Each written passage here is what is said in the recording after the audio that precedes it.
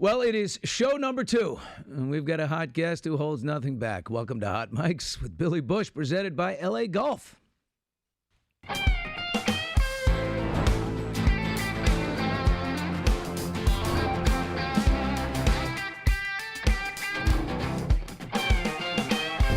Well, you can listen to Hot Mics live exclusively on TuneIn Mondays, Wednesdays at 5 p.m. Eastern, 2 Pacific. Let's turn our attention right now to a special person. She is a journalist. You know her. She has no gatekeepers, no guardrails. She says whatever is on her mind. She's the host of the Megyn Kelly Show that can be found at youtube.com/Megyn Kelly. Very pleased to say that the mics are hot with Megyn. Hey, Megyn. Thank you for that lovely introduction, my friend. Oh, my God, my friend. Well, let's talk about your travels, first of all. You've been, you went to the Hegseth hearing, Pete Hegseth hearing, to become Secretary of Defense in front of the Armed Services Committee in the Senate yesterday as a guest of the Hegseths, right? Not an official capacity. Yes. No, it was the first time I'd ever attended something like that as a civilian. You know, normally I've been watching these things for 20 years as a journalist and reporting on them. So it was very interesting to do it from the other side, you know, like they invited me. And when I was just a straight news journalist at Fox or NBC, I would have had to say no to such an invitation. I set my own rules now. I can do what I want. So it's great. You know, so I said yes. And I went down there and, you know, being in the mix, like right in the middle of it, it was incredibly boring, just like it is as a journalist. It was. Well, who was chanting like USA, USA? Were there Trump fans in there, or were they? It outside? was Hegseth fans. Hegseth fans. He had a ton of supporters. I have to say that was one of the sweet things. As you look around, everybody who showed up there for Pete was a vet who had served with him, and there were actually a couple of guys from it was either Iraq or Afghanistan who worked as translators for Pete and his unit when he was over there, who Pete helped get, you know, over here when I think it must have been Afghanistan when we evacuated. And they showed up, you know, came this way to show their support for him. So it was a bunch of guys who presumably loved Trump, but definitely loved Pete and stood up there and first shouted USA when he walked in and then shouted down the protesters with USA when they acted up. How well did you know Pete? Was this from Fox News? Were you guys friends there? Pretty well. I mean, we weren't tight. It wasn't like we were, you know, going out to dinner with each other, but I had him on my show all the time. And I credit myself with not finding him, but I'm the one who got him his contributorship at Fox. He was on my show a fair amount. We loved him. We thought he was really smart and really on point. And my executive producer, Tom Lowell, and I said, this guy is a star. We need to sign him up.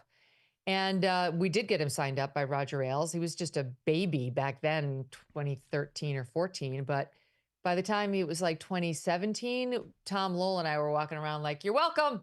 You're welcome. Yeah, we see it too. What is it about Fox and Friends weekend host? Okay, the daily guys don't get any action. Tucker Carlson was a weekend Fox and Friends guy. Pete Hegseth a weekend. On to great things. I mean, it's kind of the money spot. I mean, look.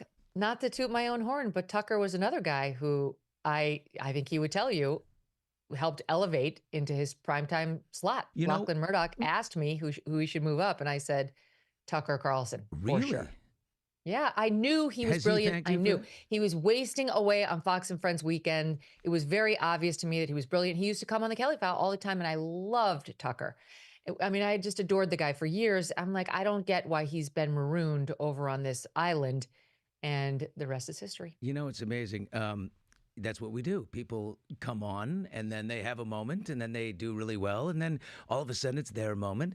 Tucker did that for Rachel Maddow, which I think is so funny. She was doing appearances on the Tucker Show on MSNBC. And then Phil Griffin, the president of MSNBC, said, yeah, she's popular with the viewers. You aren't. We're getting rid of you. We're staying left.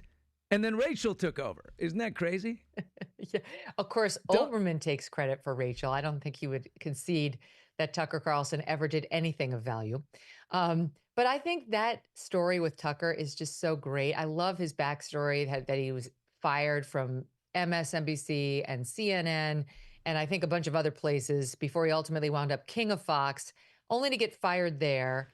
But greatness rises again. You can't keep it down. And look at him now, better, more popular, and definitely more influential, I think, than ever. Tucker told me when he was at Fox, right in the middle of the popularity, he said, "Yeah, look, I'm going to get fired. Like, there's no, I've been fired. I've been up, I've been down. I will definitely get fired. There's no way I can keep saying everything that I want to say.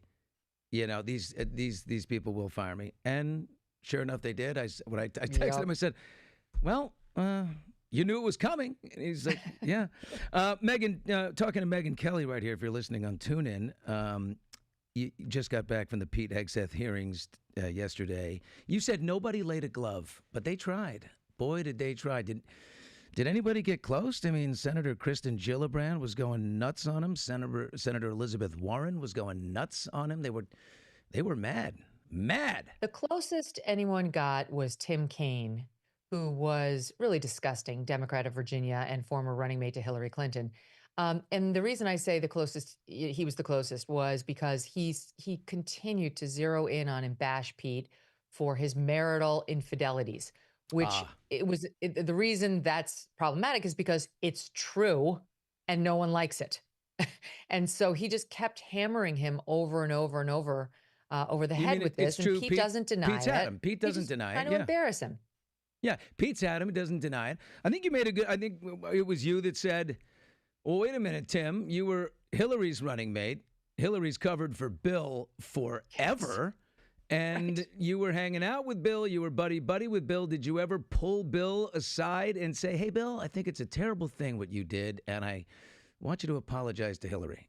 No. Yeah. Oh, no. He's on camera being like, "Oh, the Bill Clinton thing's ancient history." Okay, but he was accused of sexual assault and rape. So, it's like, it may be ancient history to you, but there are women who are still objecting to his elevation and to Hillary Clinton's and yours, Tim Kaine, based on the fact that they see him as a predator. So it's an issue, but only if you're a Republican, you see. Pete Hegseth is not some predator. He's not even accused of being a predator. They talk about him at the hearing like he's got some, serial harassment. No, there is one woman who I believe is very clearly a false accuser who had an interlude with Pete, with her husband down the hall in the hotel, which after the fact, she was like, "Oh, it wasn't consensual. I was given a date rape drug." And Pete says this is a lie. It was totally consensual. She came back to her room at 4:00 in the morning, and the husband was wondering, "Where have you been?" Yeah, it's awkward. You can't and say by the way, having she was fun. seen on camera and by independent witnesses at 1:30 a.m., totally fine, not drunk or drugged. Seen by the husband at 4 a.m., totally fine, not drunk or drugged. That's not how the date rape drug works. Doesn't kick in between 2 and 4 a.m. and then magically disappear after the alleged rape is over. This woman, in my opinion, is a very clear liar who regretted her behavior, was embarrassed, and was talked into launching a rape allegation by the husband, who probably does believe it. But Pete settled with her, right? I think you never settle. Anyone who settles is some type of admission. If someone accused me of something horrible, there's no way I'm settling. I'm going after that person and everything they have if they say that something like that about me. I don't agree with that. I don't agree with that at all. As a lawyer, I practiced law for 10 years. Let it go away? I had lots of clients. Because if you can get rid of it for nuisance value, and depending on how much money you have and who you are, that number changes. But certainly anything like under $100,000, I mean, you'd pay that and just writing a motion to dismiss the person's complaint. So most sound minds, if they can get rid of this person for something like that, will do it. Depending on just how egregious it is. Given where we are now, would he do it again? He was going to lose his job at Fox. He could potentially lose his job at Fox. He could potentially, because his defense, while it totally, if true, exonerates him legally, also makes him look bad morally. His defense is, "I was cheating on my wife." Right. Either way, it's not good. But it was consensual. Yeah. Not with the wife, with the other person. Yeah, so he's like, that makes me look bad too as a public figure at Fox News and will also hurt me. So there's no good outcome here other than to make her go away. One thing that seems clear, though, is that Senator Elizabeth Warren went after him hard on the 32-day about face. You've been saying women, shouldn't serve in combat roles for the longest time. And now, in the end, you say, so, yeah, it's okay. Is that because of the Trump nomination? How does he really feel? And can you get confirmed by saying, you know what? They're smaller. They're not as strong. it should be only men out there. Can you get Mm-hmm. confirmed if you say that, which is probably what he actually believes? Mm. I don't know, because you've got Joni Ernst, who served in uniform, and she's a Republican, and he needs And her Tammy vote. Duckworth? Well, he doesn't need her vote. She's a Dem. He needs the Republicans. He's not getting that anyway. And well, But but he's in front of her. Joni Ernst was on the edge. Like, trust me, I know her Doesn't look people, like and I the know edge her. anymore to me, though. I see Joni. She's Looks not. like she's She came falling out in last line. night and said she's going to vote for him. Yeah. But So he gets this through. whole process, she's been on the edge, and she is, trust me, she's been far from a guaranteed yes vote on Pete. Right. She got there in the end, thanks to some of the reassurances he offered. But what he said yesterday, and what he actually has been saying going back to 2013, and that was cited by Elizabeth Warren, she just didn't realize that it was helpful to Pete, is that he doesn't want women in combat. It's not about women in the military, Right. women in combat, if it requires a lowering of the standards.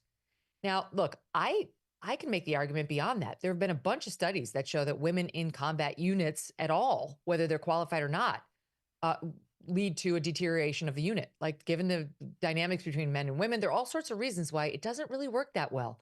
But that ship has sailed.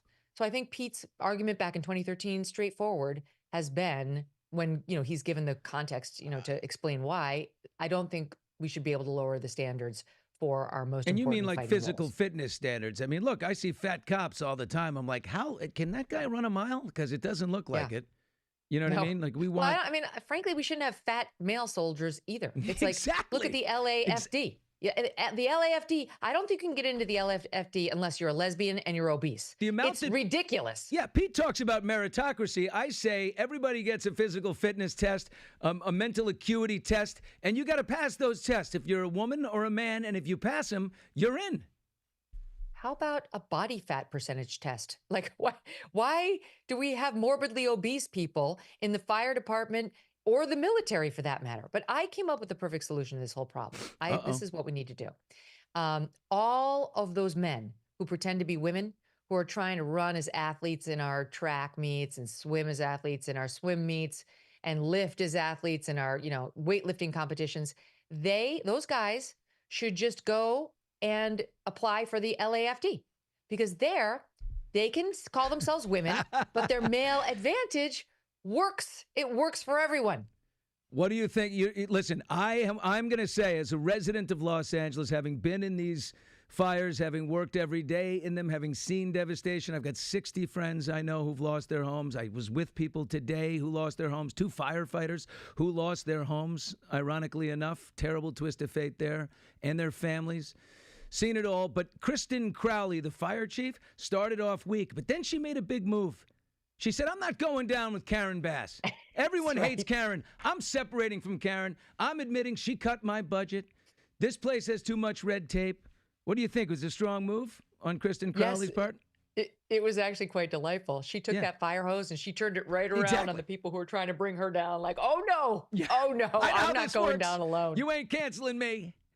But she's got her assistant chief and the fire training, and everybody's having fun saying the LAFD may not put out every fire, but they've never lost a softball game. What do you think of the trio at the top there? I'm sorry, but nobody, when they are behind the flames in their home about to burn, is thinking, someone get me an obese lesbian. Where is she? Nobody wants that.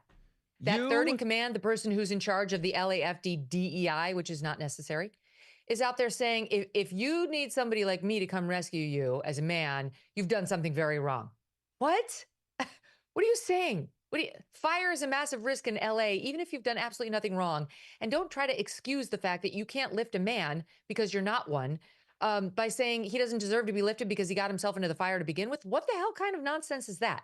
So that's the kind of guck we're getting from these top 3. There's videos on all over the LAFD website right now with the I'm in charge of this part of the LAFD and my pronouns are she, her, and I'm a white woman who wears dark horn rimmed glasses and a blue bracelet and I shave my head because I hate President Trump. No, they don't go that far. But my point is they're obsessed with identity, Billy. And it's a wrong thing to be obsessed with when you're a firefighter. I have a feeling that things are about to change, though. I think a lot of the red tape, I think a lot of the regulatory nightmares when it comes to the rebuilding of a lot of these homes and communities, I think that red tape is coming down, which is proof.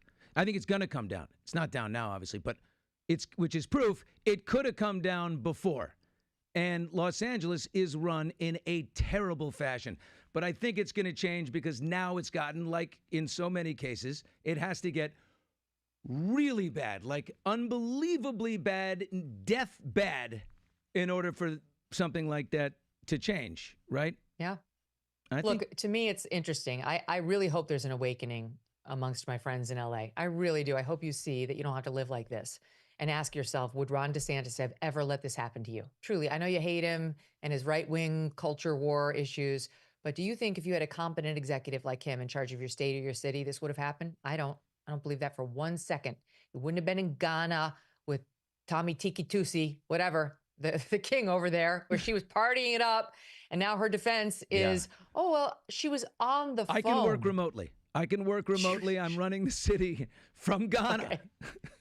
That worked out great. Like that's an excuse if like you did save the day, but now that your city is in ashes, it doesn't work quite as well. And then you got Governor Gavin Widow's Peak out there like all the waters were filled, all the reservoirs, all of them. And NBC was like, except the one that serviced, the Palisades, which is the one that was really in trouble. Well, that's a local issue. Oh, okay. It's a local issue. I see. Okay. So you had nothing to do with it. You didn't bother to check to make sure that the reservoirs serving the area under threat were full. And when you found out that one wasn't, you said it's a local issue and you washed your hands, or you just didn't know about it at all. Look, which is it? It's such BS how no one is taking responsibility for what happened.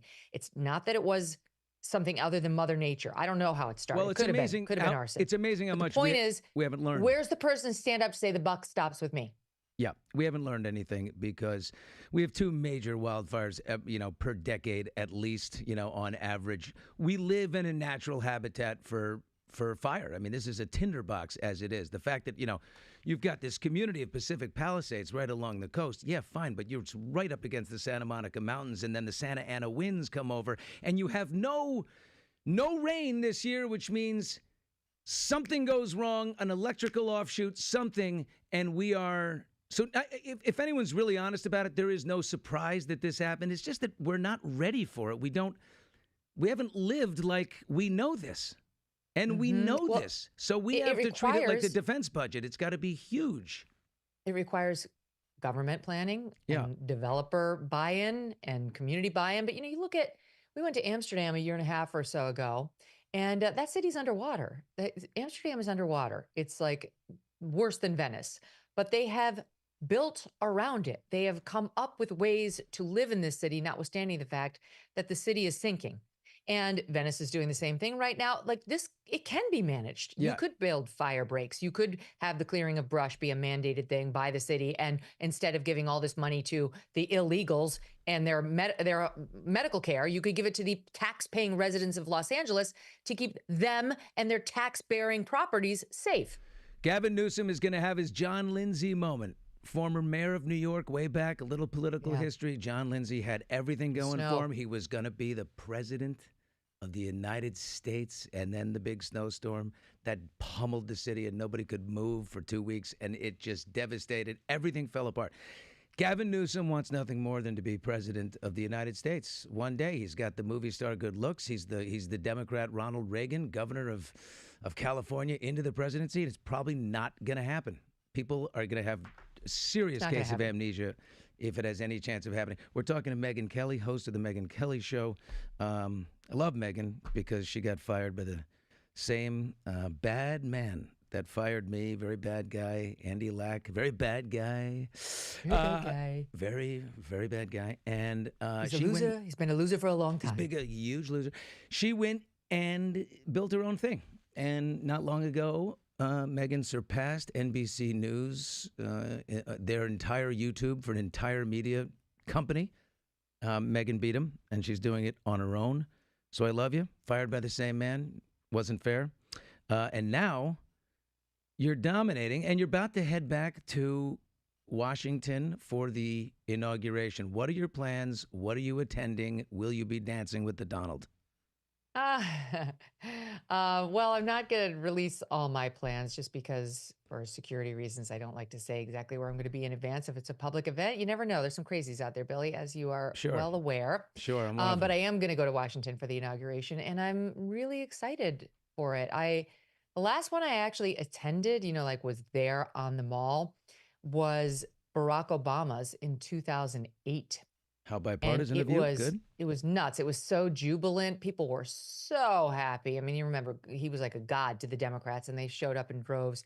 But it was sweet because there were in particular a lot of Black Americans who had never seen a Black president and were deeply moved by his Yeah. inauguration. I remember that moment thinking like, this is very cool.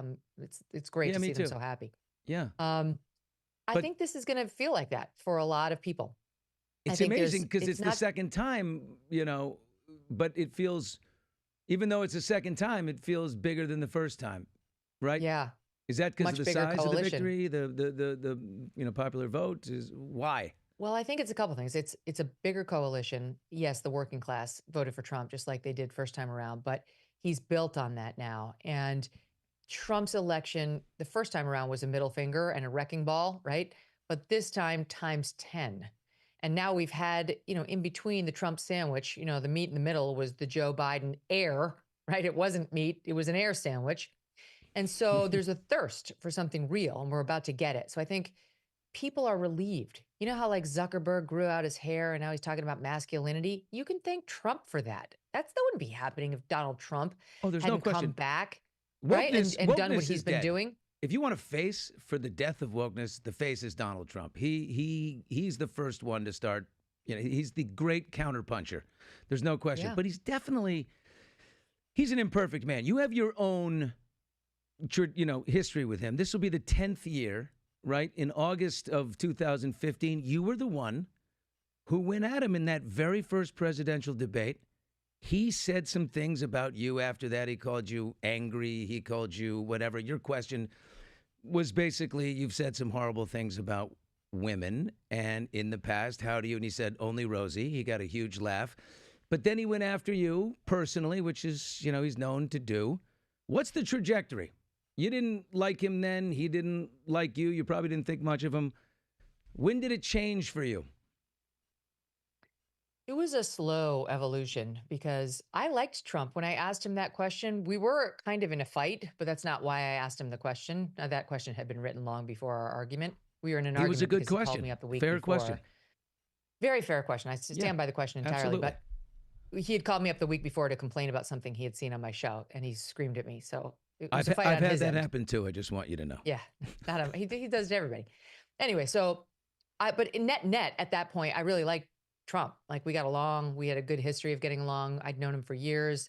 He was a fan of the show, and then he just made that thing so big for so long that I grew to dislike him.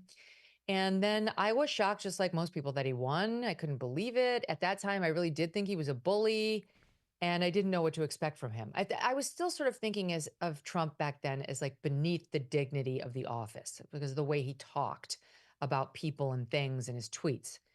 And so, like, it took a while for me to realize, oh, okay, he does all that stuff, but it doesn't necessarily get reflected in policy. What he's doing policy wise Yeah. I actually really like. I like this thing and I like that thing. And look at the country, and it's doing much better. And all groups are doing better. And while he says controversial things still, during the course of his presidency and thereafter, what he was actually doing, I mean, I supported all of it. I can't think of a thing off the top of my head that I disagreed with that Trump did while he was president. Right. And then then came 2020, and I wasn't, I still was like, yeah, policy wise, I'm much more aligned with Trump, but I'm not sure about him, the person, anymore. And just from 2020 to today, I've gotten to know Trump a lot better. I've gotten to understand Trump a lot better. And to be perfectly honest, same as it did with Steve Bannon, my personal resentment for like our whole year of weirdness just dissipated. It was gone. It was stupid. I recognize much better like why he picked the fight with me, why he liked the fight with me. He likes to fight. what my role was in it, my own responsibility, and just kind of let it go. Yeah, I mean, he likes to fight. Look, the thing about you talk about the dignity of the office. Okay, so look, my uncle is H.W. Bush. He was 41. All about the dignity of the office. We will never see another president, as far as I'm concerned, ever in this country with a resume like that. You will never see that. But Trump wasn't speaking to that. He's a genius when it comes to marketing, when it comes to understanding the playing field. Trump is a genius, but he's also, the office isn't bigger than him. The problem I have with him is that I am the office, and I'm going to put this guy in the FBI, and he's got a list of enemies, and we're going to punish some people. We're going to go after it. We're going to get in some fights. Let's go, Kash Patel, who's like his leashed Doberman, and off he goes. He's going to do that part. I wish he would let the office be bigger, because it should be. Would you agree with me or not? No, I'm with Trump on that. I'm like, get him. Get Really? him. I'm Really? totally on Team Kash Patel and Team Trump. But you let Yes. it go. You let it go. You saw the bigger opportunity, and you let Cash should maybe let it go, and let's go forward with the country's business. No, I don't agree with that, because that was a personal grievance between me and Trump. He let it go and I let it go. That's fine. That's called being an adult. This is something else entirely. In order to save the institution, it actually must be destroyed from within.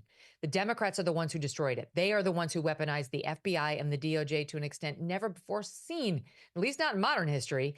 And therefore, they must learn. Just Trump winning will not teach them the lesson. I'm sorry, Billy, but they must suffer. Someone big, not someone who hasn't committed a crime, not like they did to Trump, where you make one up.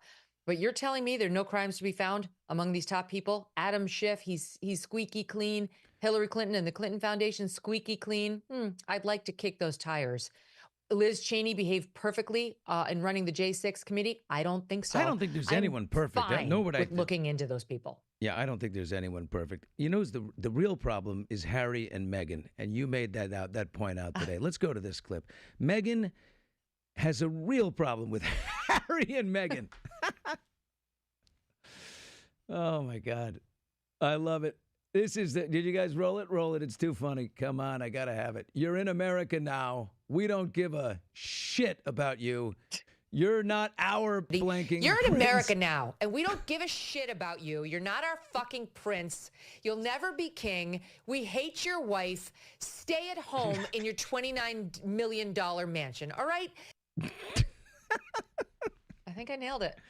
I think you kind of nailed it. You think they Yeah. came down from Santa Barbara to L.A. to just get some little photo op and then head home, or?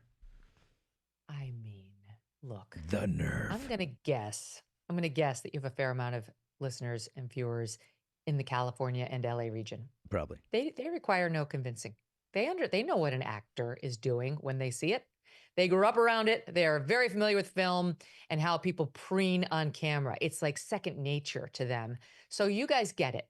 But for the people who might be fooled by this nonsense, like in my hometown in upstate New York, or people in middle America who are kind and like believers and take people at their word, no, they need to be told the truth. These are grifters, like Bill Simmons said. And there was only one reason to show up there, and it was to get their faces on camera so they could get credit.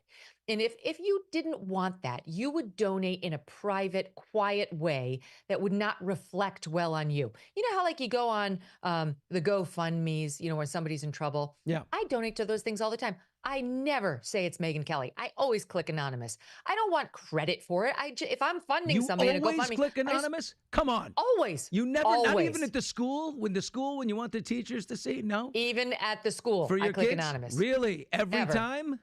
Every time. You're every a single really time. big person. Occasionally I let my name get in there. I do. No, I never do.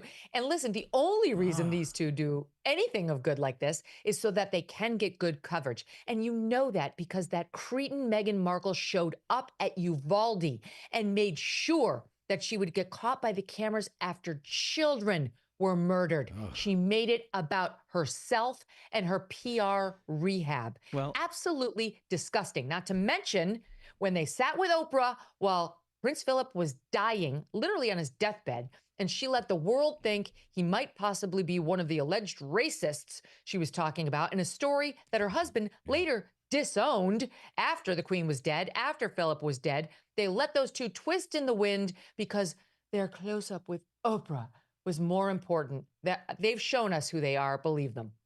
Well, so you won't be watching Megyn's new Netflix show, Love and Muffins, Megyn, or whatever it's called? She's the new Martha Stewart. I didn't say that. Are you crazy? Oh, you're going to watch it. I'm definitely going to have to watch that so I can react to it. Mine it for not like as a good faith consumer, but I feel like I have an obligation to my audience to show them everything I say about her is true. I mean, you think like they delayed this thing to March. Now you tell me, all these people, 60 people with their houses burned down, that alone. Do they want to see the little princess of Montecito showing off her jam a few hours north of where they're suffering and still in hotels and on people's couches, talking about how fabulous her lifestyle is and how she can show them how to throw a fabulous dinner party? And her loser husband, who has absolutely no title here but still wants us to treat him like royalty, will be, I guess, in the background apologizing for being just a feckless, effete ginger, which I would like to see. No one's going to watch that other than people like me. All right, Megyn, before we go, the Bethlehem Central High School graduate that you are, what would your classmates say about you now, that girl they went to high school with, what you're doing, who you are, the fact that you're going to the inauguration, all of that, your life? I don't know. I think just in general, they'd say makes sense because I was a loudmouth back in school and I'm kind of a loudmouth now. I think they would also say we are surprised that she's political because I was never really political. Like I wasn't You were a left cheerleader, or weren't you? right. Were you a cheerleader? Yeah, I wasn't like in like the college Republicans club or, the high school, whatever. I was more focused on, being popular and dating good looking guys. Honestly, those are my priorities. My parents were very worried about me. I landed the plane in the end, but I think they'd say, yeah, makes sense. Just because in general, I was nice to people, but I talked a lot. But you weren't that, and you said in your book, you weren't that pretty, right? You had like skin problems and you weren't. No, I had acne, bad acne, wound up taking Accutane, which was a godsend. Yes. Godsend. Yes. Not me, but my. When I was 12, this is before high school, but I had a big space between my two front teeth. And then I just had this snip of the piece of skin that goes down from your gums into the roof of your mouth. And they closed right up. Boy, they fixed you up pretty good. I had braces. They fixed it. Yeah. You had a lot. Yeah. I didn't know it was such an undertaking. Yeah. No, I found the magic of, hair dye. Yeah. And fake hair. I was like a lot of things that really helped me out and that are available to everybody. I mean, I recommend. This is why I object when people like in the public eye make absolutely no effort. It's like, if you're going to put yourself on camera, I insist that you try a little harder because the rest of us are the ones who suffer. Megyn, you're going to the inauguration. I bet you got a fantastic ball gown out. If the Donald cuts in for a dance, you and your husband, let's say you and Doug, your great husband with excellent hair, very handsome, tall, you're on the dance floor and the Donald comes over and says, "Excuse me, Doug, I'd like to just cut in if I can." Will Doug step aside? I think Doug would gladly hand me over for one and dance go right only. to Melania. And go right to Melania for a soft landing. He's no dope. Doug knows what he's doing. Megyn, I love you. Thank you so much for being with us. Have a great time this weekend. I love you. Thanks for doing this. You're really great. Thanks. Love you, Billy. Thanks for having me, and great luck with the show. Okay, thanks. The Megyn Kelly Show airs daily on SiriusXM. You can find it at youtube.com/Megyn Kelly. We're going to take a little break quickly here, especially on TuneIn. And when we come back, our Hot Mics, Hot Takes. Hot Mics with Billy.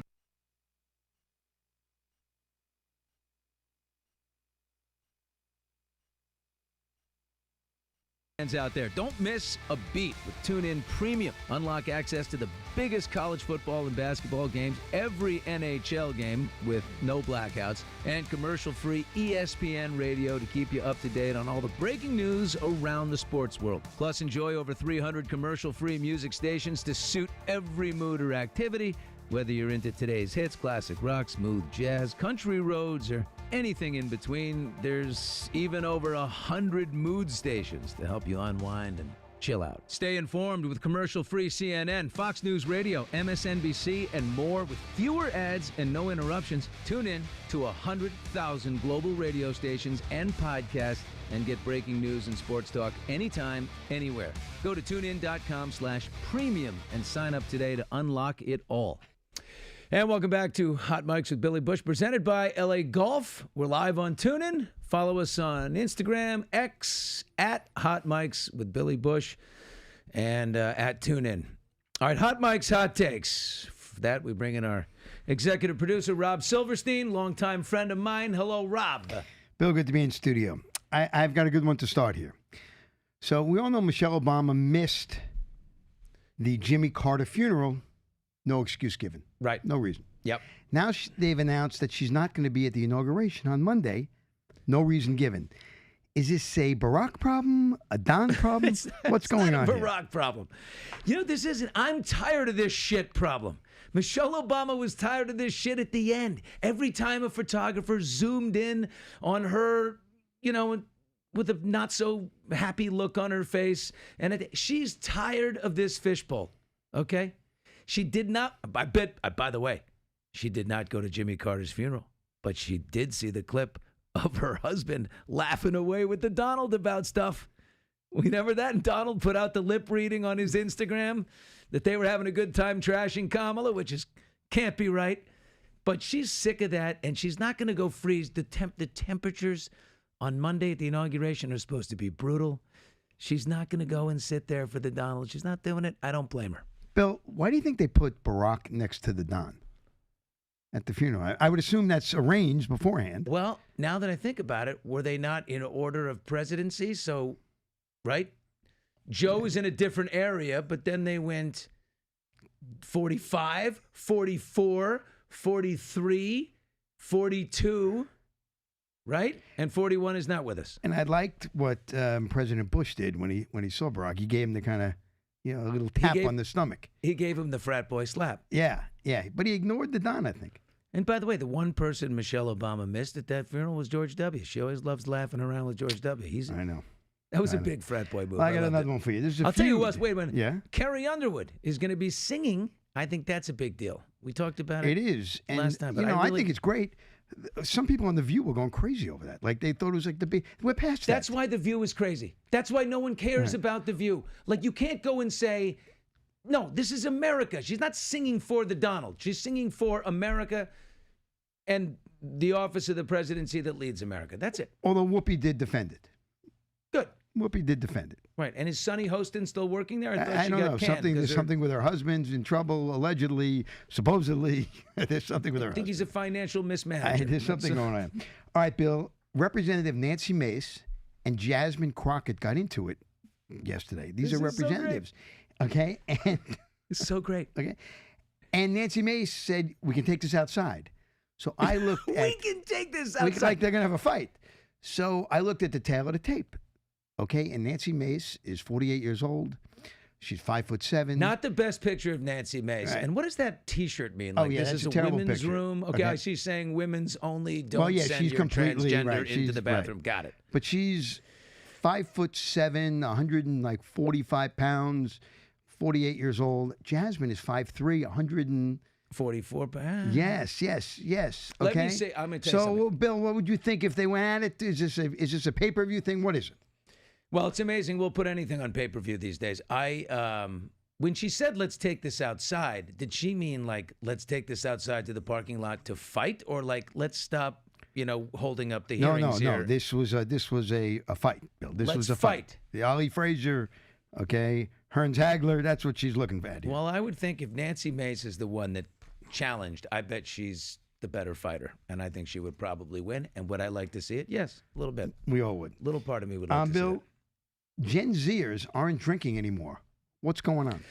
Well, that's the case. Everybody's Cali sober, I guess. You know what? I kind of wish that I would, drinking less is a good thing. John Mayer quit years ago. But you're not a Gen Zer. Yeah, but it's a good thing. I have to tell you, I love cocktails. I love a martini. But I'm 53 years old now. And it gets harder and harder. My dad said a great thing. May he rest in peace. He said, nobody ever woke up in the morning and said, man, I wish I had another drink last night. Is that true? I know one guy who might have said that, but that's Well, we worked with him for years, and he was a terrific. Although he was a wine drinker.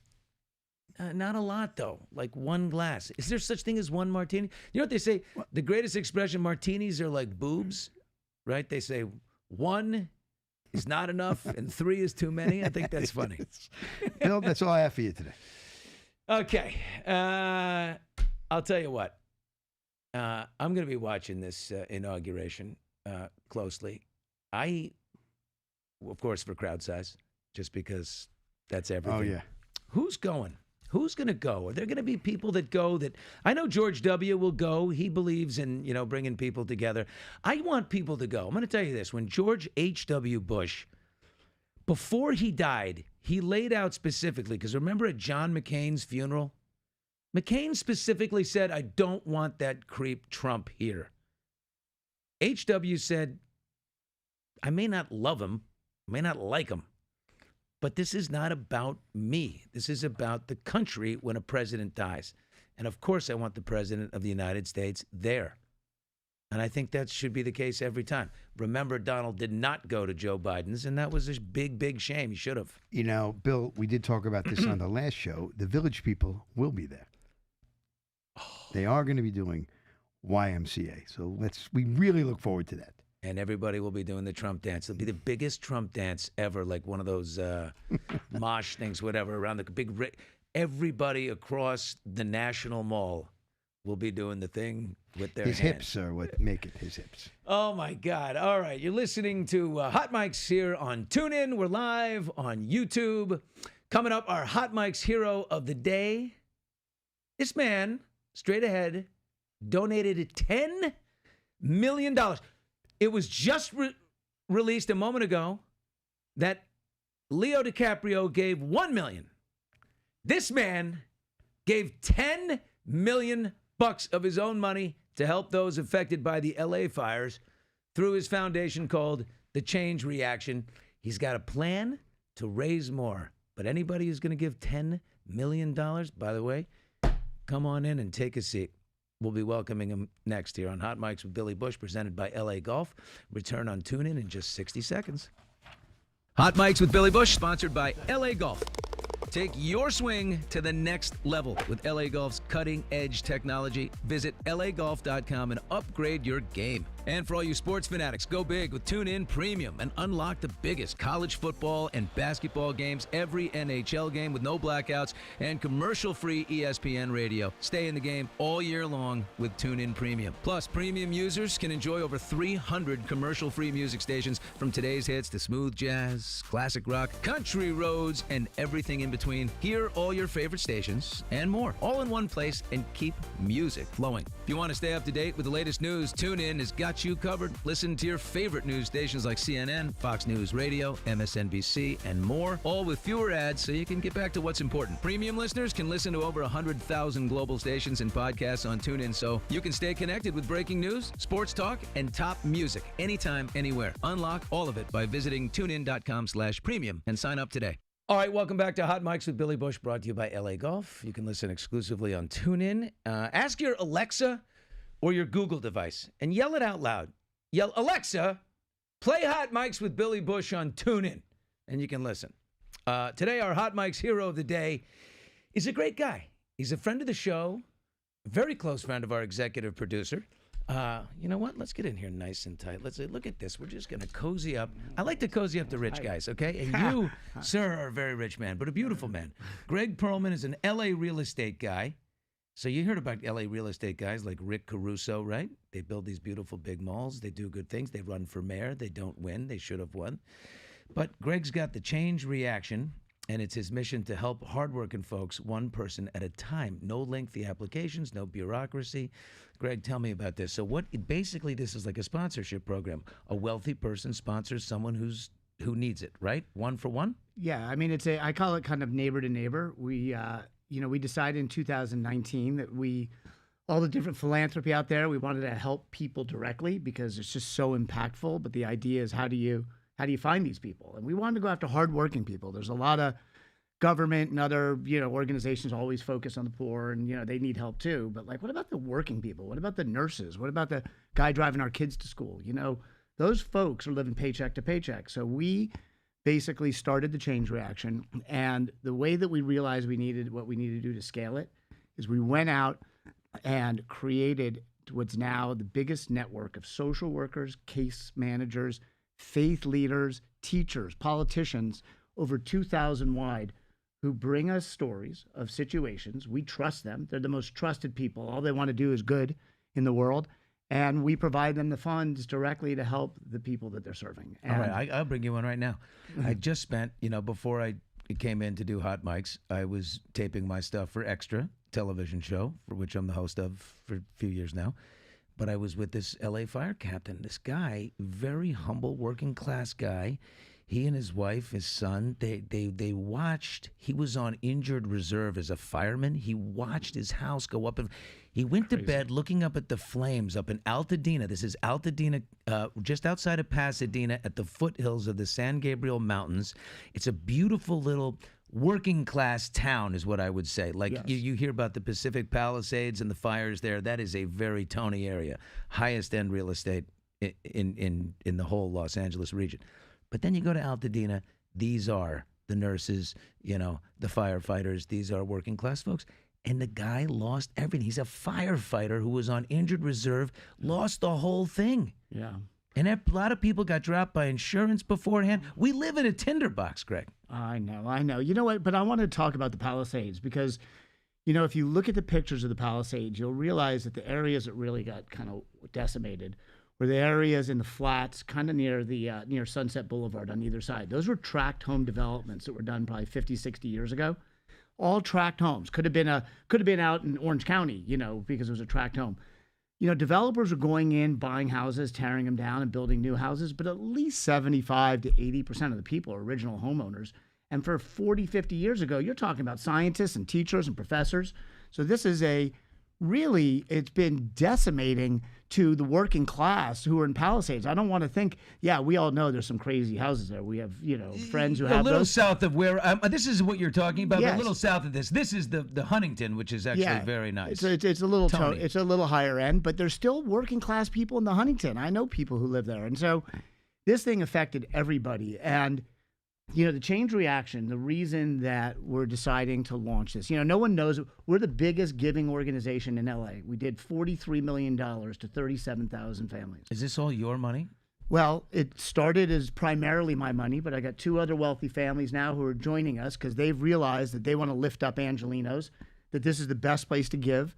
And, we're really positioned to actually do the biggest direct giving assistance relief fund that's ever been done for a disaster. It's all these other places are essential. Red Cross, the other foundations are raising money, but I don't know when that money trickles down. As of this morning, I issued 134 checks of $2,500 to every hospital worker at UCLA that lost a home. 134 this morning. Okay, we're issuing 68 checks. Now that's a stimulus check. We're issuing 68 checks to all the workers at St. John's Hospital who have lost homes and been evacuated. We have lined up other organizations. One of my favorite organizations is Door of Hope. Domestic violence. They have 4 shelters throughout Pasadena. These are nonprofit workers. People don't make a lot of money in that world. No, none. 6 of their employees, including the executive director, who's the most amazing woman, lost their homes. We had checks to them on Monday morning. Jeez. So that's the way we rebuild the city. The people need cash now. Most people do have insurance. I know insurance dropped a lot, but there's the FAIR plan. So 98% of the people who are homeowners probably have insurance, but they need to stabilize now. That insurance money is not going to flow. And who's talking about the evacuees? This is for immediate needs right now. Immediate needs. They don't have toothpaste. Yeah. And what about the evacuees, some of whom will be out there forever? All the GoFundMe pages, which are amazing that there's such an outpouring of support, those are all for people who lost homes. There are people who can't even get to their homes and might not be able to for years. Right. That's where the Change Reaction steps in. What about the people who lost jobs working at Gelson's? Okay, what's going to happen with This them? connects. So Change Reaction connects people who need it with people who got it.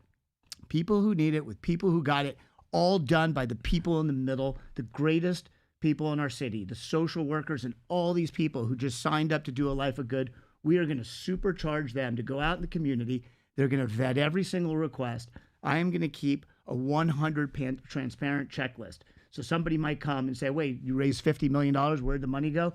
I'll show you every single check, every single one, because I just want to change the way people think about philanthropy. I vouch for Greg Perlman no matter what. This is a great man. Perlman, first of all, very handsome, too. I'm just going to say that very much. Very fit guy. I take compliments. Very fit guy. It's Caruso as well. Why is the rich real estate guys in L.A. very fit? I'm always interested in the motivation to give. Is it, to whom those much has been given, much is expected? Is it that kind of a vibe? Is it a little bit of guilt? Is it? There's zero guilt. First off, I was fortunate enough to be raised in a family where giving was important. I kind of talk about training my giving muscle when I was younger. So as I started building wealth. But it hurts when you give. A lot of people are like, no, it's like. It does. But you know what? Honestly, the truth of the matter is that I have lucky, okay? I was raised by two parents. I was raised white. I was raised by, healthy. I had all these kind of compound advantages. Went to good schools. Then I hit a real estate market that went through the roof. When I was buying real estate many, many years ago in the 90s. Why didn't you tell me about it? Because I had no idea I was going to do this. Son of a bitch. I miss everything. So when it happened, there is nothing I love more than giving my money away, because what am I going to do with it at this point? I just think there's like this weird hoarding mentality, and with a lot of wealthy people too. But for me, it's all about saying I'm taken care of. My family, generations wise, are taken care of, and I'm not even in the billionaires of the city level. So it's time for us to take our money, and my family's all signed up for it. And my daughter works for me at the Change Reaction, and we're all signed up. It's time for us to take our money and lift up the city and move it back at no level. The 10 million is an initial commitment. There is no stopping us what we'll do, because this now is the most important thing I've ever seen in my lifetime here. Been through the 94 earthquake. Can you believe it? I mean, it's unbelievable, man. It's crazy. And I have trouble holding myself out of tears on a daily basis, because I'm getting stories like you would never believe. My throat is now beginning to I sound like Wolfman Jack, because I've been doing a TV show 7 days in the middle of this stuff. The air quality is so bad. That's going to start to catch up with people. But I got to say, we watch television. You look and you see what's months ago in Asheville, North Carolina, and then, the hurricanes slamming the Gulf Coast in Florida. And it's like, we live here, we're like, oh, wow. And, other parts like, God, that's terrible. Oh, my gosh, I wish. And then it happens to us, and they're looking, going, whoa, there's fires in L.A. We have so much information. We have so many images that pummel us all the time. Yeah. I don't think people understand that fires coming down the mountains and into the cities is like the stuff of horror films. I have a picture. My best friend lost his house in the Palisades with a fire. It looked like the devil's fury coming down on his house. Somebody took a picture. I think the fires are just even more devastating. A lot of people lose a lot in hurricanes, but their houses aren't just ripped from their foundations. They get flooded out, and they get in there, and they still have structures. These are, you saw, because I saw your takes of driving down the streets. They're flattened. There's ash. Yeah. There's zero. It's the most horrifying, probably, sense of loss that somebody can experience. And so we just want to do our part. I really believe. I've never asked for donations publicly. And let me tell people, Greg Perlman is with us here. Great guy, L.A. real estate guy, friend here at Hot Mike's. Very, very, very generous man. Gave $10 million of his own money to get this rolling for the fires, and looking for more. So tell us how people can get involved. Yeah, we're basically setting up. We've set up donation pages. We have people who have already gotten $2 million in commitments from 3 wealthy people who are part of the Change Reaction. Other people, it's already starting to pour in. I'd like to have at least $50 million, because I know that 100% is going to end up in the pockets in some way, shape, Is this or form. Mostly targeted at other rich guys? Is it like a, hey, it's fellow rich guy? Well, I'm talking to them. They're a tough nut to crack, as you just said. A lot of people don't like to give, but I have them. How do you think I got rich, Perlman? Buzz off. I think this is the time that people are going to realize that, wait a second, there's a place that I can actually give money that 100% is going to actually go into the people I'm seeing on TV. So I'm hoping that we crack through there, but we're going to take the $25 donations and the $100 donations, and we're just going to build this force of giving. I believe in humanity, and I believe that people, I've been getting calls from friends in Australia and Europe. Everyone's asking, where can I give? How can I help? And I just think that the Red Cross does their thing and some of these other places. They're just, I think people are never going to give big checks there. This is a place you can give a big check. You know, I'm in. I'm all in. So join me 100% of it is going to the right to the right deserving people. Not 99.99. It's 100%. I don't charge for the overhead of my amazing team. No guy that gives $10 million is taking a fee. No, it doesn't happen like that. And I have the most amazing team of 10 full-time people who work their butts off back at the office. And you know what? I pay for them. They're amazing. We're going to make this happen. And, you know, I just want to share with you, when I gave the notes, when I gave the checks to the hospital workers, it came with a note. And I basically said, look, you know, we obviously care deeply about you. And they know us because the Change Reaction, we support all the hospital patients. That's one of the big givings we do around the hospitals. People whose kids have cancer and the mom has to take off work will pay the rent. So we're already in the hospitals. I said, you know what? This isn't gonna meet all your needs. But you know what? It's gonna stabilize you. And more importantly, I just want you to accept this gift of love and hope and know that people care about you. Jesus. And that's all it is sometimes. You know, at the end of the day, people need to know that other people care about them. And that's what our gifts are going to do more than anything. I believe in karma. I think this is why you get richer, Perlman. Greg Perlman, he gets richer, he keeps giving it away, and then more comes. I will. And all people want is evidence of that before they say, "But before I give this, I want to know more is coming." Well, you gotta give first. You don't get first. That's how it works. You gotta give first. That's how it works. I wish we could just join in with all the wealthy people in this place. We could rebuild the city without a penny from the government. Greg Perlman, Los Angeles real estate man, friend of Hot Mike's. Love you, buddy. And the information is, we'll put it out for you, but it's up on the YouTube right now. The Change Reaction. What is the website? Is there a web? No? Changereaction.org. Changereaction.org. And I'm going to say thank you. Don't move, though, because this next piece of information is important for you. Okay. As I thank our audience for listening to episode 2 of Hot Mics with me, Billy Bush, presented by LA Golf. You have a terrible golf swing, Greg. Listen to this. I do. You can take your swing to the next level, at least you to the first level. With LA Golf's cutting-edge technology, visit lagolf.com and upgrade your game. I'm not kidding. If you go to LA Golf, I'm dead serious now. I'm going. Get the driver. That big slice becomes a light fade. That giant hook becomes a little draw. It narrows your window of error. Okay? I need it. You're never going to be good the way I've seen you swing. I but can give this enough is money. going to help. I want that giving to help my golf swing. There you go. You can listen to us exclusively on TuneIn. Please do. And ask your Alexa or your Google, hey, put on Hot Mics with Billy Bush. We'll see you Monday, Inauguration Day. And if you missed a show, you can always check it out on YouTube. YouTube.com/@HotMics with Billy Bush. This episode, Monday's episode, all episodes. Thanks, Greg. Absolutely. Take care, folks. Take care of yourselves.